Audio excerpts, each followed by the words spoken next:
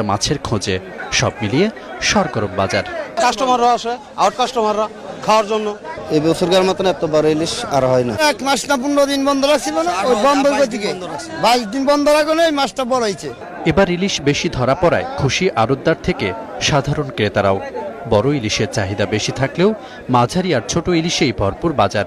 তবে দাম নাগালে থাকায় খুশি সব পক্ষই। এখান থেকে তো সস্তা, সেখানে গেলে এগুলা বেশি দরেই যায়। এখানে ফ্রেশ মাছ পাচ্ছি, তাই দূর থেকে কষ্ট করে এসেছি। দামও ঢাকার থেকে বেশি একটা বেশি না, সামান্য। ঢাকা তো চিটাঙ্গা মাছ, বরিশালের মাছ, এখানে পদ্মা চাঁদ। মৎস্য গবেষণা সংস্থা বলছে এবছর 1 কেজির বেশি ওজনের ইলিশ ধরা পড়েছে গেলবারের চাইতে 20% বেশি। সে সাথে জাটকা নিধন রোধ কর্মসূচির ফলে উৎপাদনও বেড়েছে মাছের রাজা ইলিশের। আখতারুজ্জামান টিটন, 71, মাওয়া, মুন্সিগঞ্জ।